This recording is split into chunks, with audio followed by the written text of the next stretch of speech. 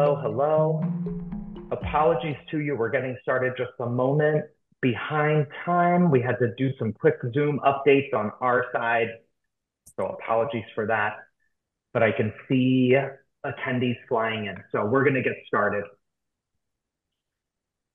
Let me just go ahead and share my screen here, folks.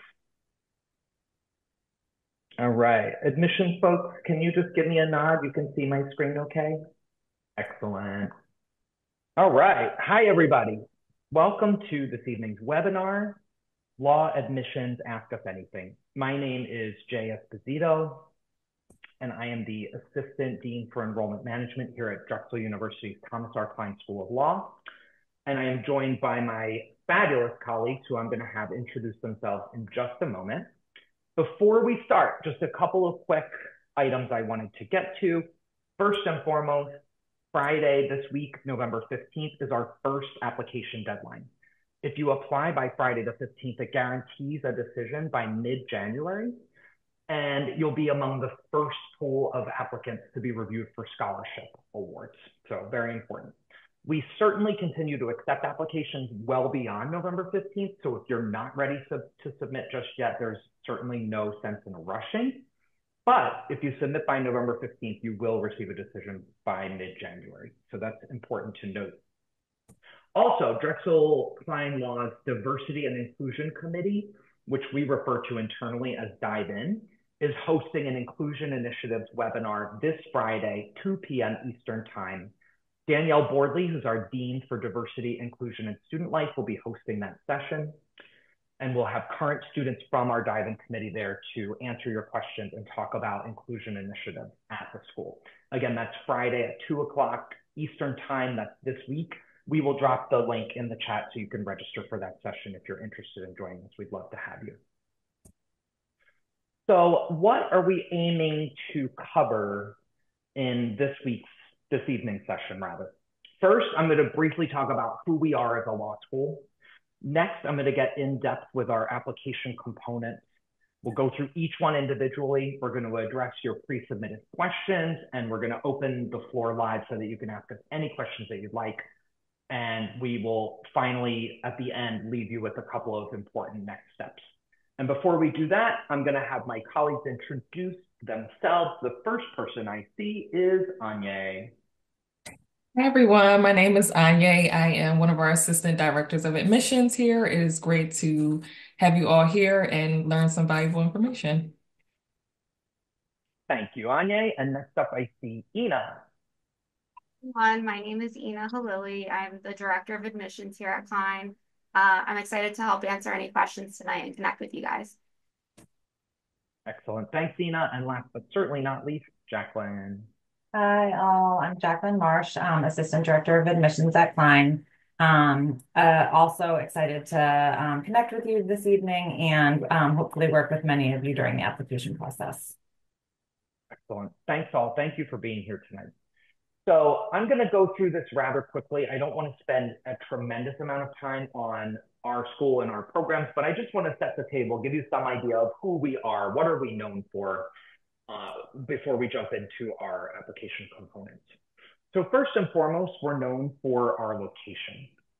The law school is located in Philadelphia's University City, which includes several different colleges kind of all squished together in one particular spot in Philly. So you've got students from all over the world, international, domestic. You've got scholars from every walk of life, from every type of subject area, all kind of living, studying within the same area. It just means that you're surrounded by scholars from every imaginable field or area of study from across the globe. So very, very popular spot to live in Philly. Drexel University, where we're situated, is located really close to the Philadelphia International Airport. It's just a few blocks from 30th Street train station. So you've got Amtrak there, you've got regional rails there. You can easily get to Washington, D.C., easily get to New York City. Philly is also headquarters to some of the largest law firms in the United States. We have Fortune 500 companies, we have universities, we've got hospitals, you've got federal, state, municipal courts. This means that our students are within walking distance of their co-ops, which we're going to talk about in just a moment. What else are we known for? We're known for our age. The inaugural class at Drexel Kline School of Law began in August 2006. Why does that even matter? Despite being on the law school landscape just about 18 years, we consider ourselves to be really new and innovative, and we're not stuck in our ways. We see ourselves as being very nimble, being quick to adapt and make changes as needed. We're constantly seeking to improve and to grow, as evidenced by our steep upward climb in rankings over the years. And we have an alumni network of 2,500 students that is strong and growing. What else? We have a really strong emphasis on experiential learning. We're going to get into that in a moment just to give an idea of what these experiential learning components are.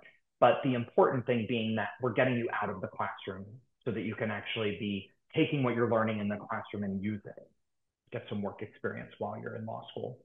And last but not least, our tightly knit community. We're about 450 students-ish in the building at one time. That's for all three classes, 1L, 2L, 3L. That means that you're typically coming in with roughly 150 to 160 new students per class. That allows for individualized counseling, for jobs, for careers, for bar success. Faculty, staff, and students who seek to lift each other up are all within that one building, right? So we're all kind of rooting for each other's success, our students included. So we think of ourselves and see ourselves as being exceptionally warm and collegial, especially when compared to other law schools. I'm not going to get in depth to here on each and every one of these programs, but I did want to highlight very specifically on the left side of the screen where you see our different JD options. We're one of few schools, law schools in the country that offers, you see that second option, the accelerated 2-year program. The 2-year program, you're completing the same exact classes, the same exact graduation requirement. You're doing the same as all of the 3-year students, except you're doing it on a 2-year timeline. So it's more of a compressed timeline. So it attracts a small number of students, the accelerated 2-year program, but the ones who really appreciate it, they kind of think for themselves as they're looking through the different options that are available. When they hear that that's available, they see themselves in that program. So I want to make sure to highlight that. Also, our 3-year summer start program. That's kind of the option, right? You're going to be starting in the summer and you're going to be stretching out your 1L year into 3 semesters. So you can really kind of do like a staggered start to law school. It really allows you to take a few less classes per semester so that you're giving yourself a little more room to breathe and to adapt to being in law school. We recently did a webinar focusing just on the accelerated 2-year program and the 3-year summer start program, only within the last maybe 2 weeks. So we're going to drop the link to that webinar in the chat. I invite you to watch that when you have some time. So we briefly talked about experiential education. Again, what is the point of this? What does it all mean? It's getting you out of the classroom. It's getting you into the workplace. And how do we do that? First and foremost, we do that through co-op. Co-op is, we're one of 2 schools in the country that offers co-op. It's similar to an externship, right? So you're going to be working full-time in an organization. You're going to be earning credits back to your JD for the work that you're completing in that co-op. Students do co-op in the fall, they do it in spring, they do it in the summer. So it certainly does not prevent you from being able to do like a summer associate role at a law firm if that's what you're interested in doing. You can do your fall or spring co-op while you're taking classes in the fall and spring, and we'll adapt it to your particular schedule. We have more than 200 co-op partners around the country. So if you wanted to stay in the Philadelphia region or go to DC or go to New York, you can absolutely do that. But if you want to do your co-op in Seattle, in Florida, in California, Nevada, Maine, anywhere, right? You can go all over the country. We have hundreds of co-op partners to choose from. You can work in a corporate office, a government agency. You can work in a judge's chambers. You can do public interest law. There's so many different ways that you can approach co-op. And typically students are doing up to 2 co-ops throughout the time that they're in law school. In addition to co-ops, we have clinics. The clinics offer you the opportunity to represent real clients. You can argue cases in family court. You can be in immigration court, U.S. Court of Appeals. You can work one-on-one with residents who live right here in West Philadelphia and require some legal assistance. The clinic experience, you're going to be in for a full academic year, and you're doing that under the guidance of faculty members who are experts in those particular areas. All students are required to complete a minimum of 50 hours pro bono. We're deeply committed to making legal services more accessible to underserved communities, and students do that through the pro bono requirement. And many students do the pro bono requirement and find it to be so valuable to themselves and also to the community that they stay on and do, in some cases, way more than 100 hours of pro bono, right? It's very individualized. I think that's really the important thing to take away about the experiential learning. Students are doing a minimum of 400 plus hours of experiential education while in law school, and we're going to tailor that to you and to your needs. Last but not least, we're just going to brush through these co-curriculars really quick. These are just other ways for you to get experiential learning while you're in law school. So Law Review, that's our general interest student-run journal, very specifically for high-quality scholarship focused on meaningful legal issues. We offer Moot Court, where students can sharpen both their written and oral advocacy skills through participation in competitions before hypothetical appellate courts at competitions around the country. Our trial team, it's one of the top trial teams in the country. We've won 4 national championships, and we're consistently ranking in the top 10 in trial competition performance rankings. We have an alternative dispute resolution program where you can provide the opportunity to represent the school in a different competition that highlights or showcases your mastery in client counseling and negotiation. Maybe you're interested in mediation, arbitration. All of that is involved in alternative dispute resolution. And last but not least, we have more than 20 student-led affinity groups and professional organizations where students bring in notable guest speakers, they host charity fundraisers. Students are deeply involved in the community, and these are just some other ways that you can get involved here at the law school. Here, this slide, I just wanted to give you a sense of our entering class profile. So these are the students that just started with us, right? Our most recent entering class. We brought in a class of 165 students. Our median LSAT was a 158. Our median GPA was a 3.72. In terms of gender identity, in this class, we had 61% female identified students, 39% male identified students. This class, we did not have any students that either identify as non-binary or did not indicate their gender identity, whereas in the past, we've had several students come through. We have, in this particular class, 28% students of color, and I went back just to take a look at the last 3 cycles.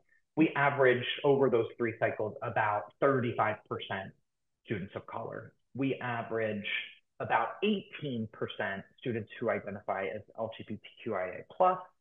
Our average age for this year was 25, and our age range this year was 21 to 57. All right, so we briefly discussed the law school. I hope I didn't give you whiplash running through that too quickly. If there's any of those items that you want to really drill down on, I encourage you to do so through either working one-on-one with us on the admissions team. We can have phone calls with you. We can have Zoom calls with you. You can also do virtual JD information sessions where you get to Zoom one-on-one with current students who are in the program. I encourage you to do that strongly, to talk to them about what is their co-op experience, their clinic experience. Why did they choose Drexel Kline School of Law? Why is experiential education important to them? So for the remainder of today's talk, we're going to focus hard here on these application components. And I really want to encourage all of you out there, ask as many questions as possible. If you don't want to put them into the chat just yet, jot them into your phone, jot them down on a piece of paper, hold on to them. I'm going to brush through each component and try to give you as much information about those components as I can, and we will leave plenty of time for Q&A, but feel free to use that chat. So first and foremost, you see on the list there, all applicants apply through what's called the Law School Admissions Council, referred to as LSAC. And when you go to LSAC's website, that's where you're going to submit your credential assembly service, or what is referred to often as your CAS or your CAS report, right? So that's number one. Once you go down that list, so the personal statement is required, the optional essay clearly being optional. We have the resume component that is required. You're required to do at least an LSAT or a GRE. You're required to submit all of your academic transcripts. You're required to submit a minimum of 2 letters of recommendation. And then we have both disclosures and optional addendums included in our application. And again, I'm going to drill down onto each one of these items. So first and foremost, starting back up at the top, the CAS report. The CAS report is provided to us, the law school, from the Law School Admissions Council. That CAS report is essentially a compilation of your undergraduate transcripts. If you went to grad school, it includes those transcripts as well. The CAS report is going to include all of your letters of recommendation. It's also going to include your standardized test score, so either your LSAT or your GRE. Basically, the Law School Admissions Council is collecting all of those materials from you and from your recommenders, and they're going to share that information with the different law schools that you apply to. We do not require an application fee at Drexel Kline School of Law.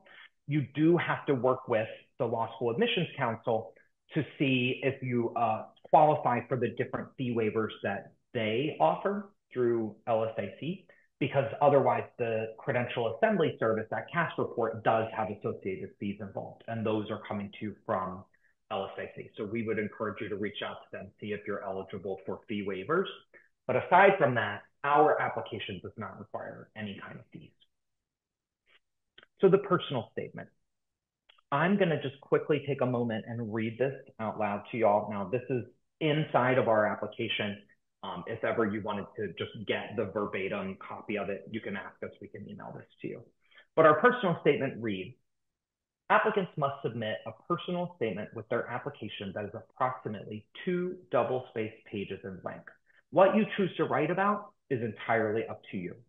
The personal statement is a chance for you to tell the admissions committee who you are, using your unique experiences, ideas, and qualifications as illustrations.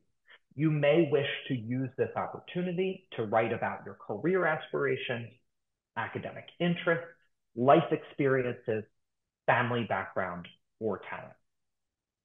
So as you can see from our personal statement, it's fairly open-ended. We're really trying to give you the opportunity to tell us your story, whatever that might be. We would say, if we were going to compile some lists of, say, things that we would recommend that you do and things that we would recommend that you would not do in your personal statement, I would say, number 1, in the do's column, tell us your story. Tell it to us in your voice. Think of the personal statement as being the only opportunity in your entire application where you are speaking directly to us, to the many, many people outside of our admissions team that are reviewing your application, right? What is your why? Why did you apply for law school? Why do you see yourself being a lawyer? Why is this profession and all meaningful to you? What brought you to it? Was it something that occurred within your family, your loved ones? Was it something that didn't come to you until much, much later in your undergraduate experience, right? There's so many different ways I think that students find themselves down this path to apply to law school. We want to hear your story, so tell it to us. Next, I would say be mindful of length. So we're recommending that your statement be no more than 2 pages, right? I would keep it at that, and I would keep it a little bit shorter than that if possible.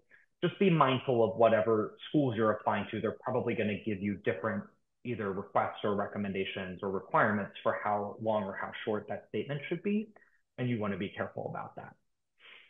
We said earlier to speak in your voice. What does that mean? I think I can only really define it by what it doesn't mean. There are some essays that, while they're technically well written, they don't tell us anything about the applicant. I read the whole 2 pages, and at the end of the 2 pages, I feel like I have to go back and reread the personal statement because I'm not certain that I got anything about the applicant out of what it was that I just read. And that's a lot, right? 2 whole pages.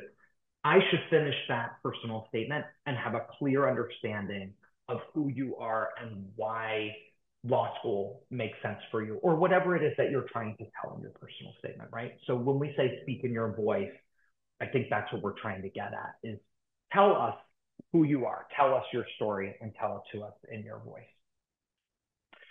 What else would I put in the do's column? I would say, please, please, proofread, proofread, proofread. You would be very, very surprised to hear how many students put the wrong names of law schools in their essays.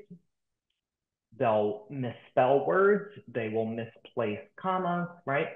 Some pretty basic grammatical, mechanical errors. And I would say, especially if you're looking to become a lawyer, just be mindful, right? That it's not always just us on the admissions team. Sometimes your essays are being read out loud by faculty members who teach at the law school, right?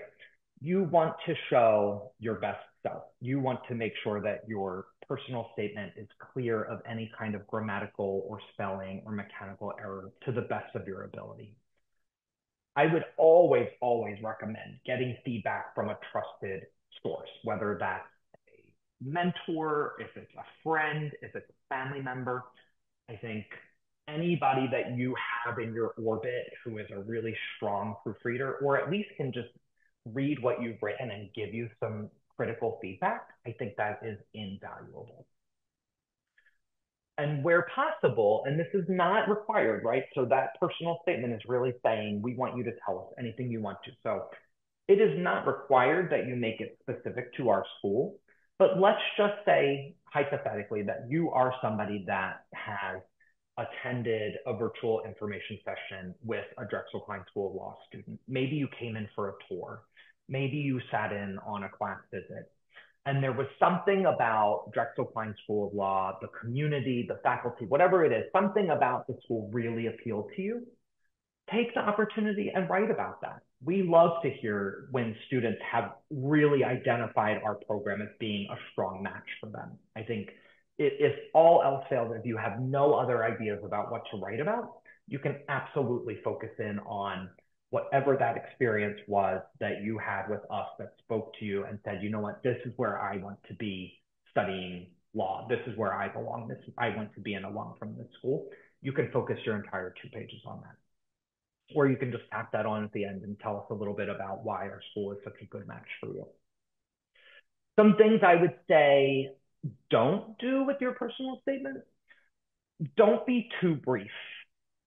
There are some applicants who they're definitely more succinct in the way that they write. But if we look at your personal statement and it's a half page or a 3/4 page, when you had 2 whole pages to wow us and tell us your story, it's not always going to be the best look. It looks and feels a bit rushed, right? I would say just revisit it again, have somebody give you some good critical feedback. Do not fail to screen for mistakes, errors, spelling, grammar.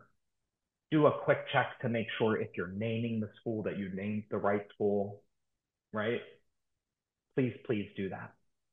And I would say do not wait till the last minute to draft your personal statement. I think we can pretty easily differentiate between a personal statement that has been worked on and been edited and reviewed versus one that was written on the fly. And we really want to see that you've put some good time and effort into it, especially because, as I've mentioned before, it is your one opportunity to be speaking directly to us, the members of the admissions committee that are reading your application. Any of my colleagues out there, was there anything that I missed or anything you want to chime in on about the personal statement before we move on? Nope. All right. So the optional essay. I'll quickly read this statement to you just so that you can get a sense for what it's asking. The optional statement says, you may submit an optional essay that responds to the following prompt.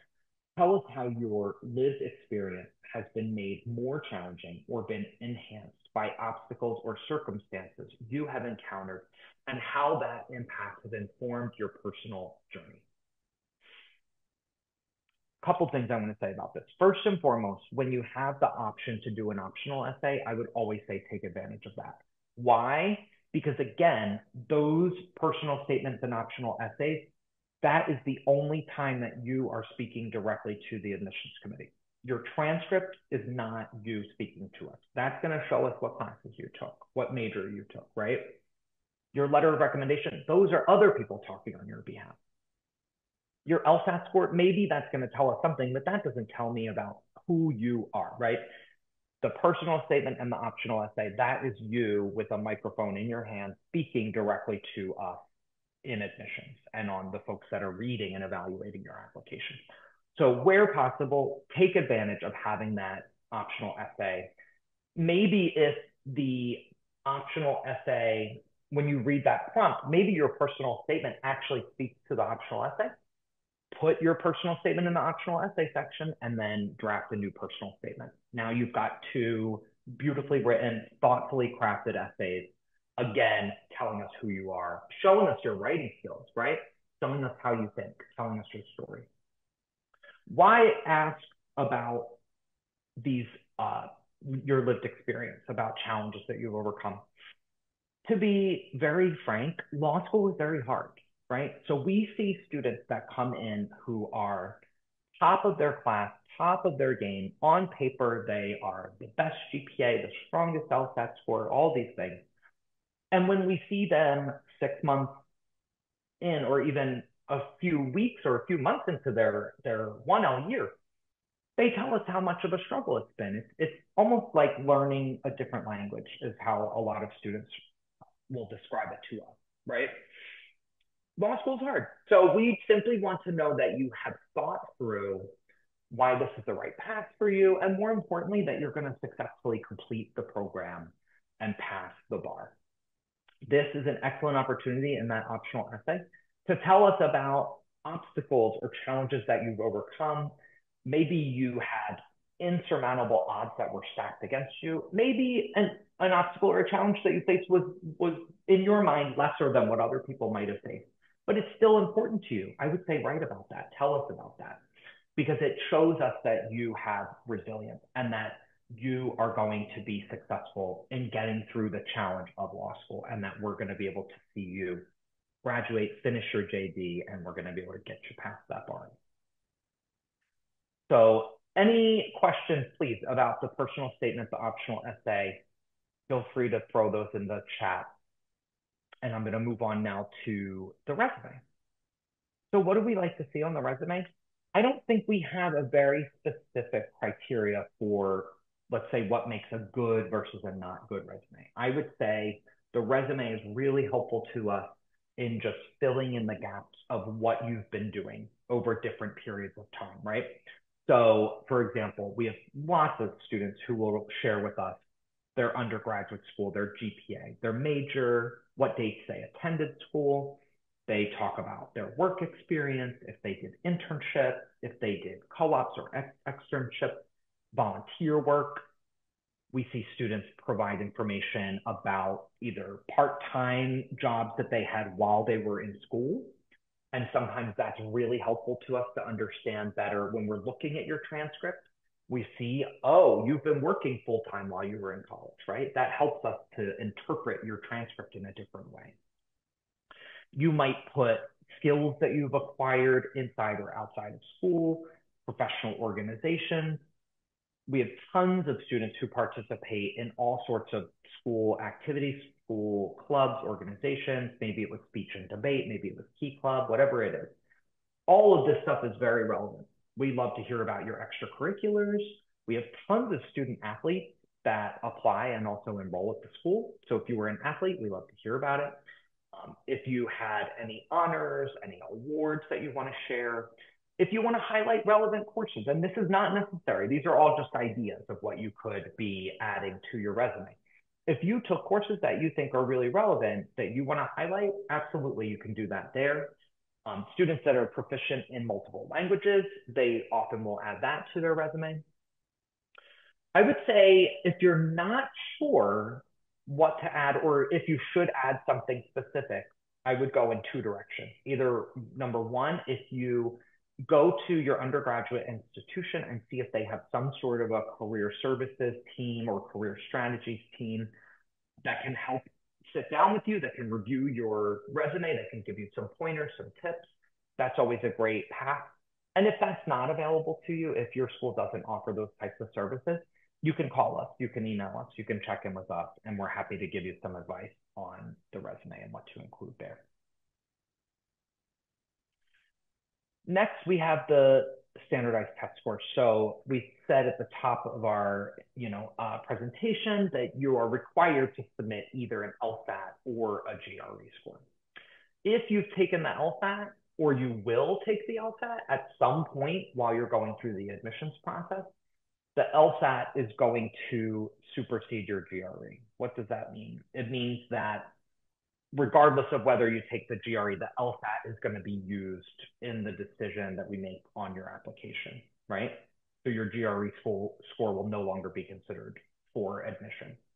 If you have questions about that, let us know.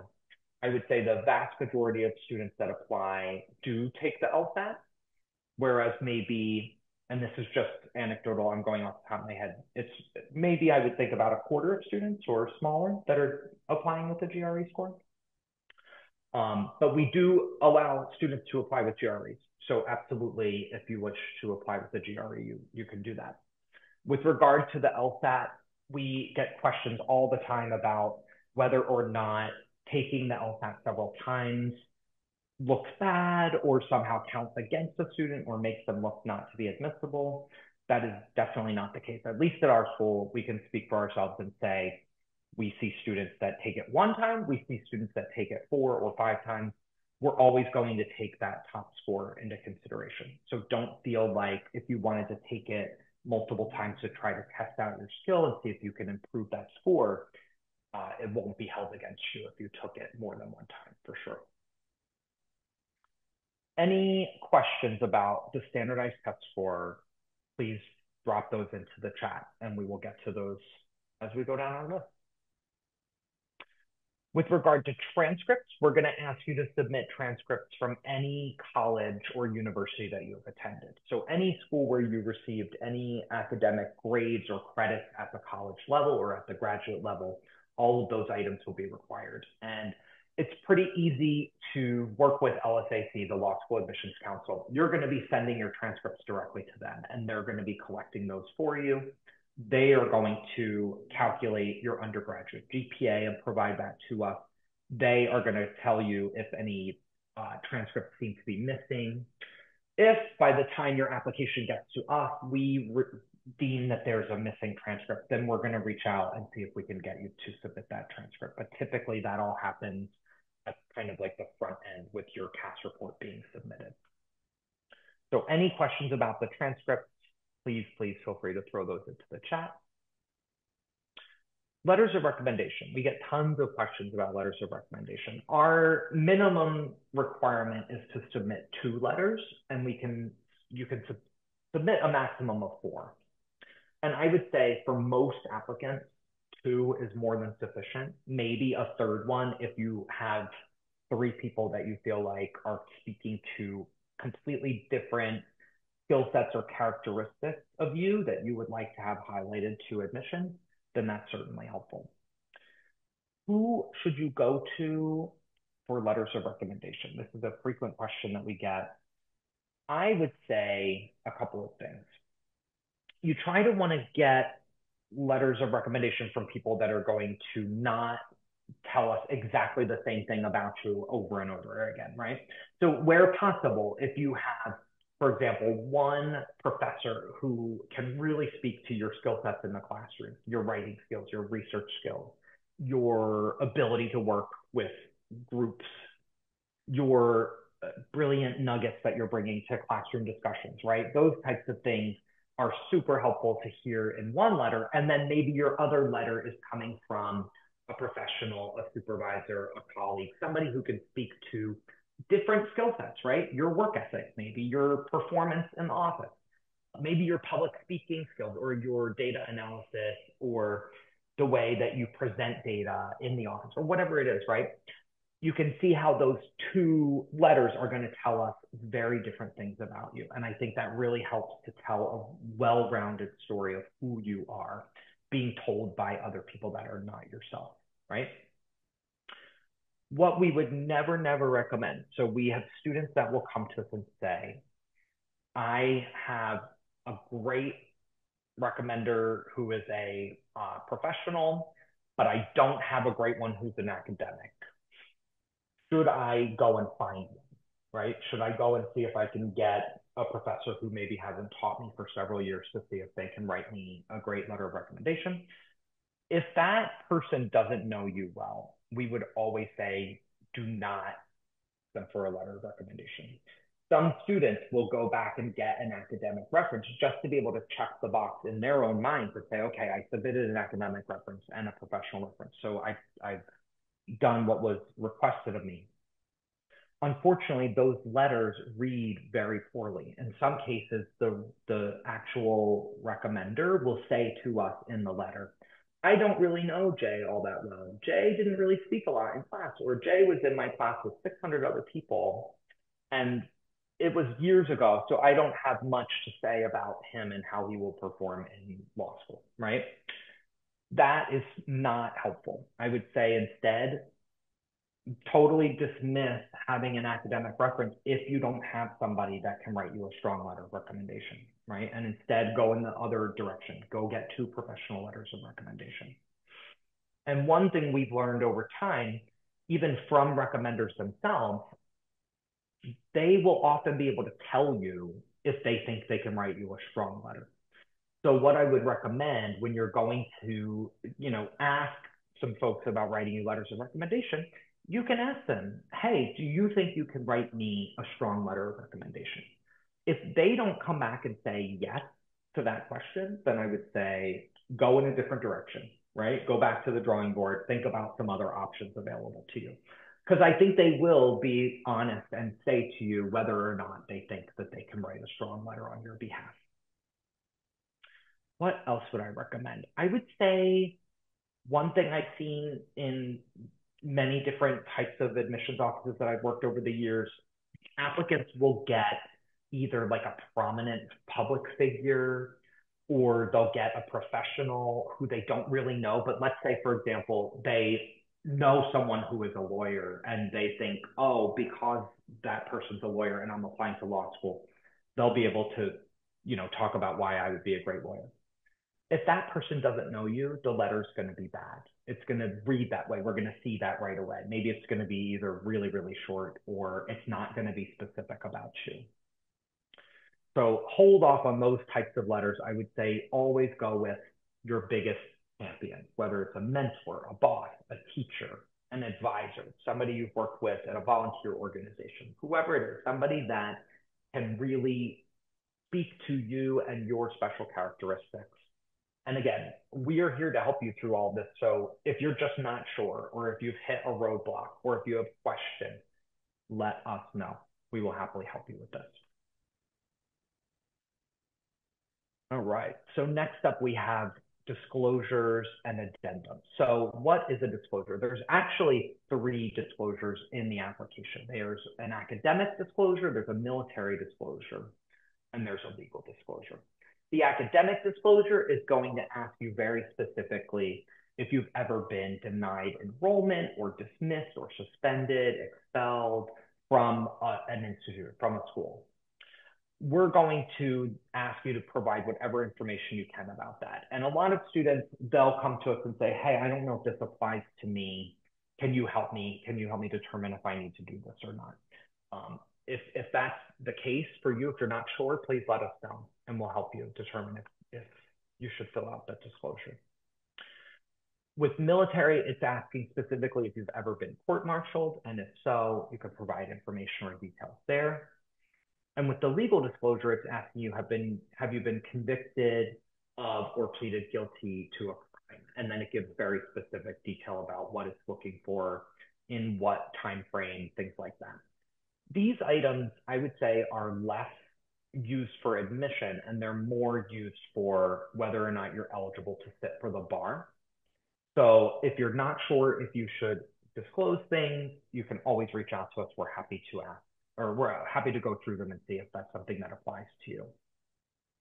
In terms of addendums, these are just open-ended spaces for you to write about whatever it is that you would like to tell us. So I guess some examples of people using that addendum space to their advantage, maybe they save the addendum to write about why Drexel Kline School of Law. Maybe that's where, maybe it didn't fit in their personal statement or their optional essay. So instead, they did an addendum saying, you know what, I just want to point out that this is my number one school and here are the 3 reasons why, right? So that could be one example of an addendum. Sometimes people write about gaps in their resume, gaps in their transcript. I think the important thing to think of the addendum as being your space to tell us anything that you don't want to leave to the imagination of those who are reading your application. So if, for example, in the middle of your undergraduate career, there's a 2 or 3 year gap, let's just say, and if that's not addressed somewhere in your application, you've now just left it up to admissions and readers to determine what happened in that 2 or 3 year period. Did you get sick? Whatever it might be, right? Like if you're not going to tell us what that thing is, then we're just kind of left to ourselves to figure it out. That's where an addendum is extremely helpful. Hey, you'll notice a gap in my undergraduate transcript. At that time, I got this great job opportunity. I took it, I went and worked there, and then I returned to undergrad to finish my degree. Whatever that thing is, that's what the addendum is there for.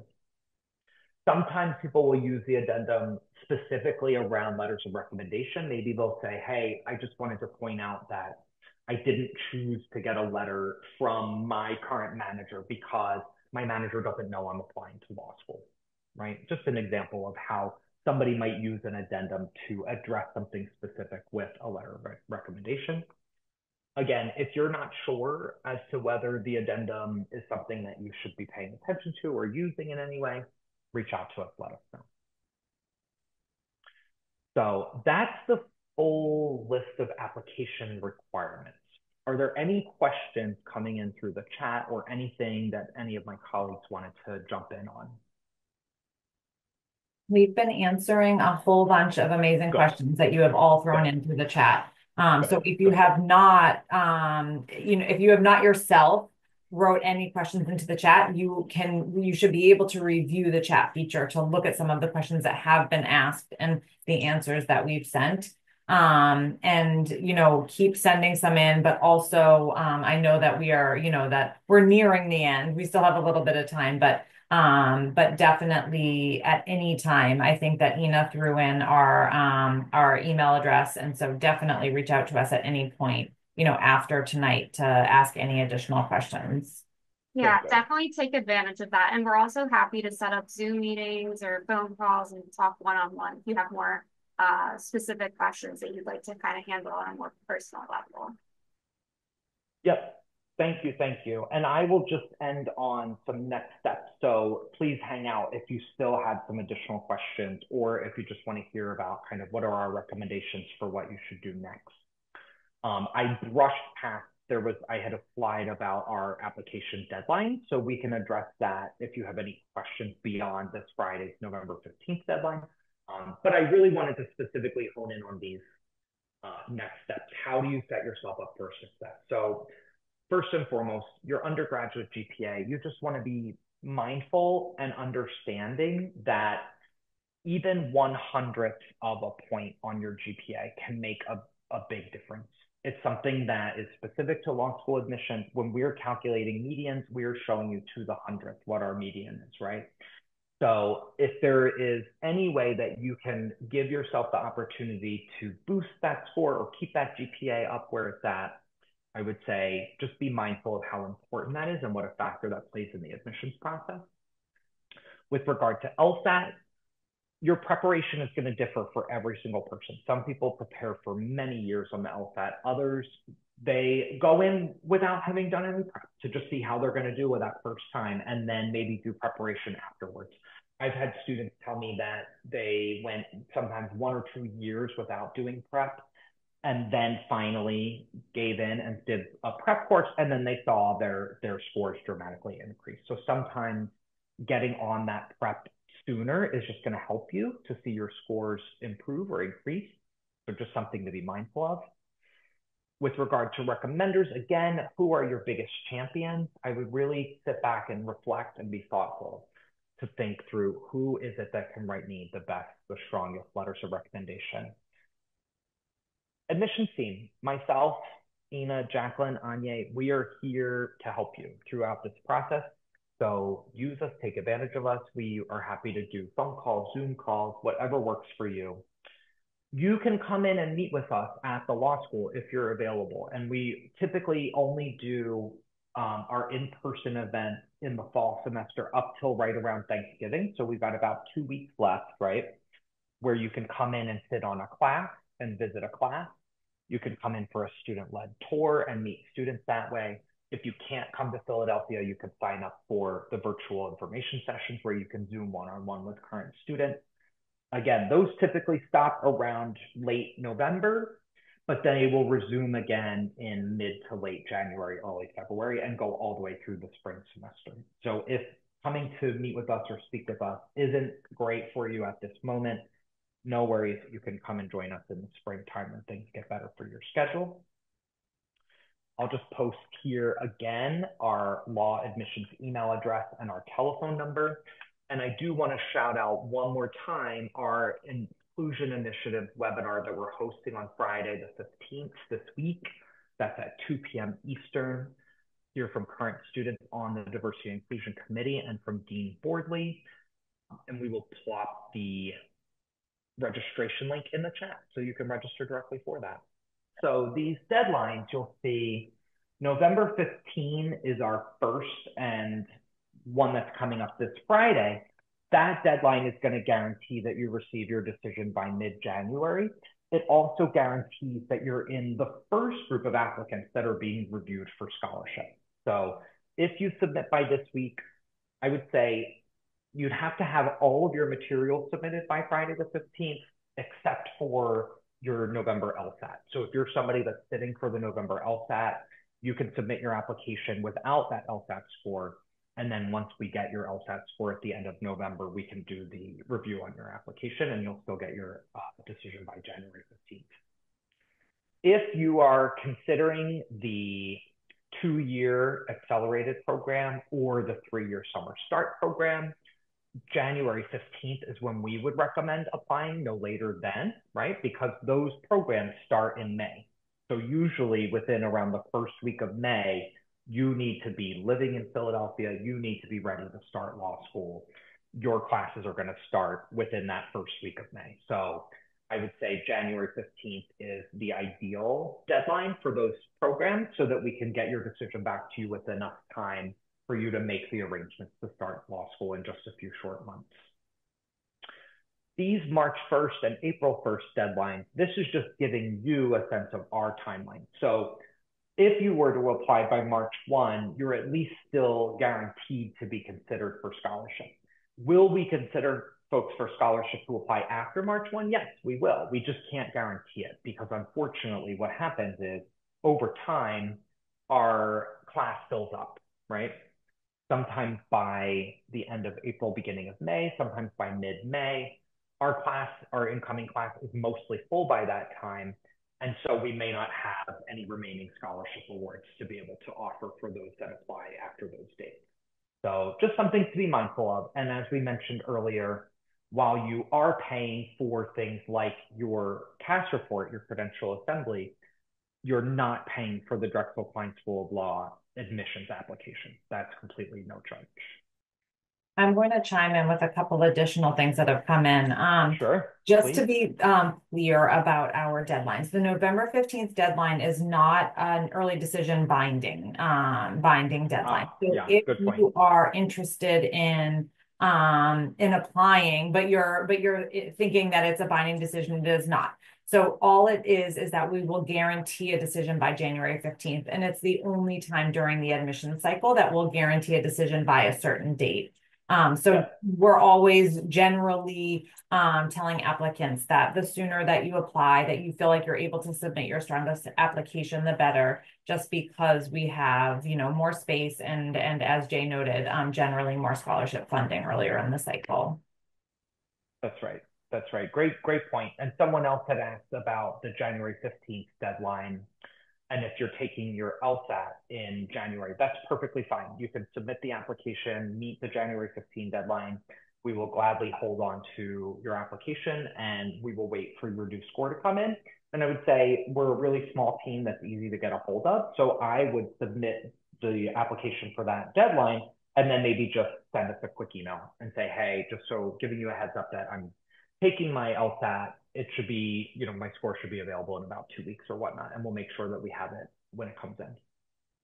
And so a couple of questions that have come in that are still Yeah. on the chat right now that are probably Sure. just easier to answer. Questions about the 2-year program and the 3-year summer start program. If you apply to those, will you also be considered for the 3-year fall? So generally, the way that we review those programs, we will encourage you to apply to whichever program you are interested in, because it's not always guaranteed that you can switch. So assume that you are submitting your application with the program that you are definitely hoping to get into matriculate in. However, if there are some instances in which maybe we would say, oh, this candidate is a really good candidate, but potentially there isn't space in the 2-year program. So we might consider this applicant for the 3-year program, but that would be like on a one-on-one case-by-case basis, and we would reach out to you. For applicants that are waitlisted for the 2-year and 3-year summer start programs, if you are not offered a spot off the wait list prior to the start of the semester in May, then you will automatically be transferred to the wait list for the 3-year program.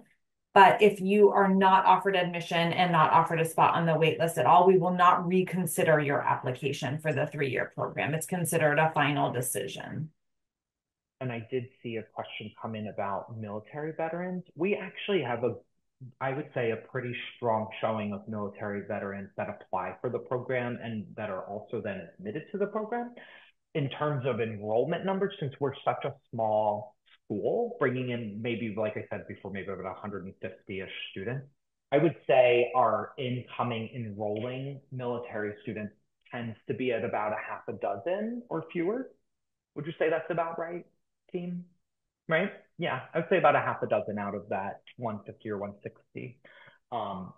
But we do have a pretty active group of students that are in the law school that are all military vets. And Drexel has a really amazing military services office. So please reach out to us if you want to get some more information. We can link you up with the individuals at the university that do all military benefits for all students, all veteran students.